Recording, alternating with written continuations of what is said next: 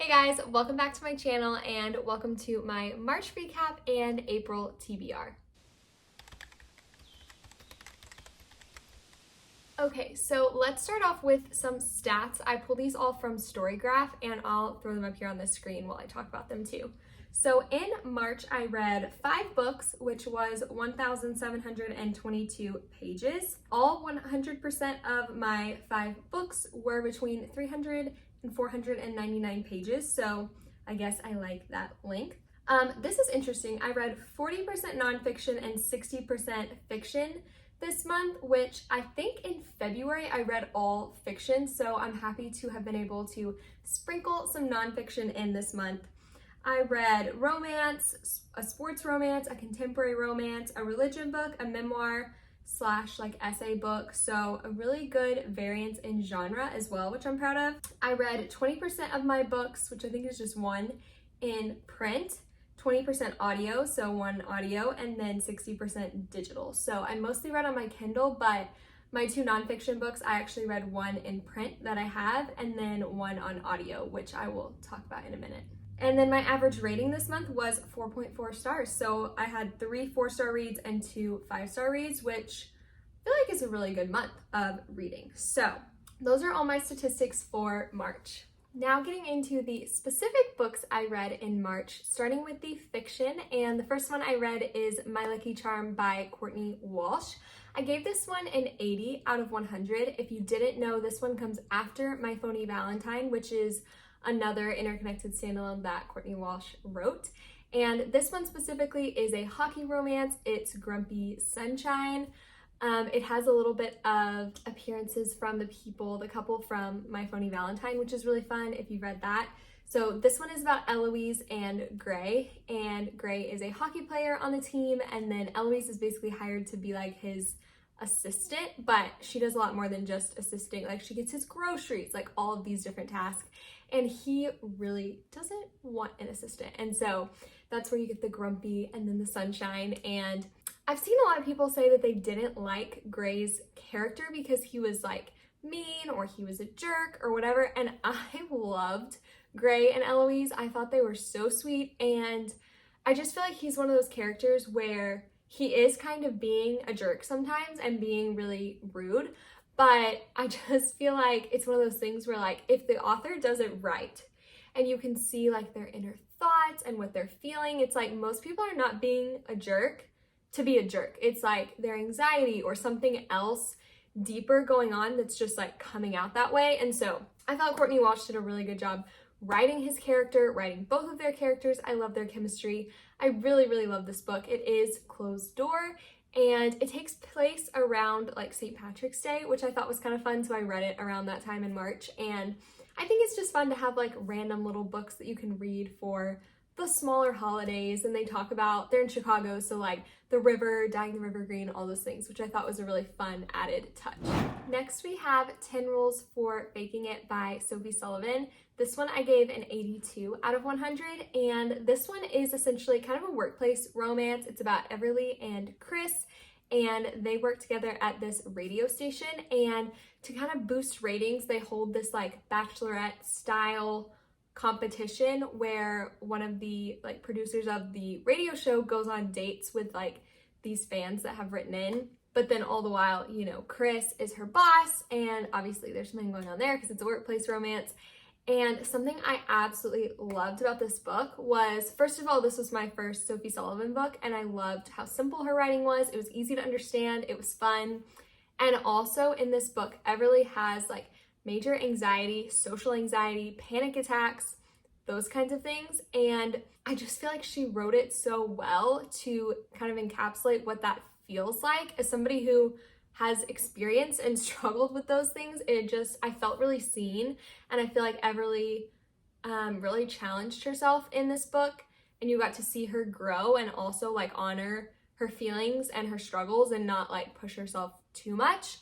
And so I feel like in that sense, it can almost be like a women's fiction book for the way that you kind of see her personal development with that.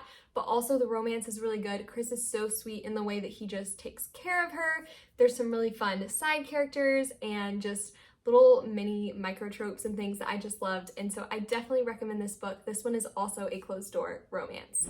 And the third and final fiction book that I read in March was Happiness for Beginners by Catherine Center.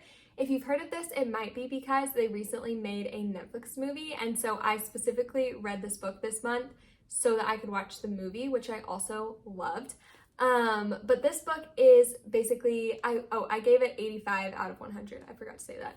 So this book is about Helen and Jake, and Helen is a little bit older, maybe like in her 30s. She's divorced and she's just kind of lost and looking for a spark, a reset, just something to kind of get her out of a rut, a slump. And so she signs up for this like wilderness course where they go backpacking. I think it's for 3 weeks in the mountains. And when she gets there, she finds out that her little brother's best friend, Jake, also signed up for the same course. So she thought she was gonna like go out in the woods with all these strangers and like realize all these things about herself. And instead, like her little brother's best friend is there and she's like, I don't know if this is gonna be what I want it to be. And so you just kind of see all of that play out, which is really fun. I absolutely love the setting of this book. Like 10 out of 10, being out in the mountains, they're backpacking, they're in the woods. When you read the book, you feel like you're out there in the mountains with them. It's just such an atmospheric read. I will say it a million times. I love Catherine Center's writing. She does such a good job weaving in the romance with the women's fiction, with just these deeper themes and struggles that she writes in her characters that make you feel so connected to them, but also like you love the romance and they're funny and they're just so well written. And so I highly, highly recommend all of Catherine Center's books. I've loved all of them, but I also really loved this one. And this is also closed door. So moving into the nonfiction books I read Educated by Tara Westover in March. This book has been on my list for forever, and I'm so glad I finally read it. I actually listened to this one. This was my audiobook this month. I loved the audiobook of this, and this book is truly so insightful. It's so interesting. I was on the edge of my seat. Like every chapter was so enrapturing with just like her life and her story. And I feel like it was really, really well written.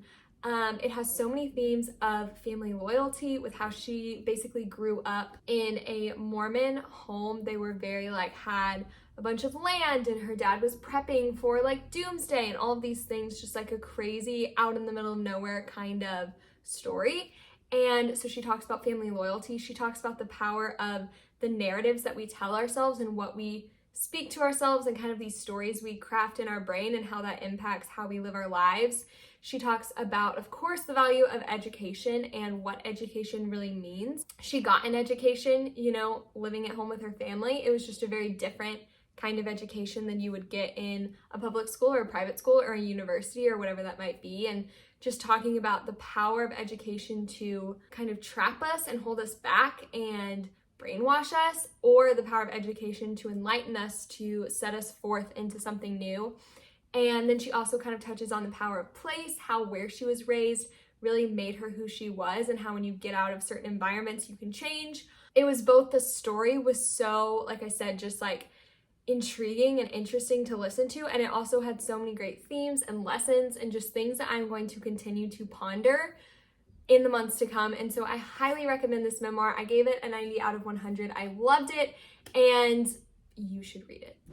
And rounding out my list at number 5 is none other than Practicing the Way by John Mark Comer. I gave this one a 93 out of 100, and I won't harp on it too long because I've talked about this book a ton on my channel, but John Mark Comer is one of my favorite authors, Christian authors, one of my favorite Bible teachers. I just absolutely love his message and kind of what he teaches and brings to the world, brings to his creative work. And so I highly recommend this book. It's all about how everyone is being discipled by something, even if you don't realize it, whether it's the people you're around, the people you follow on social media, the news, books you read, whatever it might be, you are being formed into something based on your environment and the things that you allow to influence your life. And so this is a practical kind of handbook on how to be a disciple of Jesus and let him be the one that you are being formed into, essentially. And so I highly recommend this book. I absolutely loved it, and if that sounds interesting to you, you should definitely go pick this one up.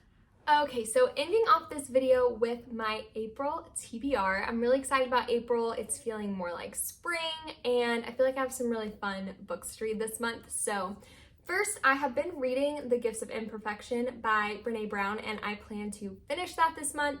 So I'm really excited to finish that. I actually found out while reading her book that she is friends with Catherine Center. They like do blurbs for each other, and she was talking about her in her book, and so that makes so much sense to me because I love Catherine Center, and I feel like she has some of those deeper meanings in her books. And Brene Brown is like a shame, courage, vulnerability researcher and author, and so I feel like that just goes together perfectly. But definitely gonna finish this one in April. Also on my April TBR, I just started this one a couple days ago, is Tom Lake by Ann Patchett. I got the audiobook of this one on Audible, and so I've been listening to it some. Meryl Streep is the narrator, and I've heard amazing things about the audiobook, so I'm really excited for this one. I feel like it's just a very cozy, it's a mom telling her daughters a story of like her life in show business and things, and so I feel like it'll just be the perfect like one that I can just listen to here and there, and hopefully we'll finish this one this month as well. I have 2 new releases on my TBR for this month. The first one being The Rule Book by Sarah Adams. I'm actually doing a little reading blog for this one, so if you want to see that, go ahead and subscribe because that will be the next video that comes out. But I'm already a little bit of the ways in, and I'm loving it so far. So this one came out April 2nd. It is like a companion novel to The Cheat Sheet. So if you loved that one, definitely go pick this one up. I am so excited to finish this one. And the second new release I'm really excited about this month is Tired of Being Tired by Jess Connolly. This one is all about rest, how to rest well, different kinds of rest. I'm just really excited to read this, and I hope that it starts some great conversations and kind of just a resurgence of rest, especially in the church, and how we are called to rest and live differently. And so I'm so excited about this one, and it came out April 9th, so you can definitely go pick this one up by the time you're watching this. And the last 5 books on my TBR are actually all of Emily Henry's writing. So Book Lovers, Beach Read, People We Meet on Vacation, Happy Place, and her new release, Funny Story, which comes out April 23rd. I have actually read Book Lovers, but I'm rereading it and then reading all of her other books for a specific video I am filming. Go ahead and subscribe if you want to see that. I'm going to be reading all of her books, sharing my thoughts, sharing some closed door like modifications, all of those things if you're interested. And that is the end of my April TBR and my March recap. I hope you guys enjoyed this video, and as always, thank you so much for watching. I will see you in my next one. Bye, friends.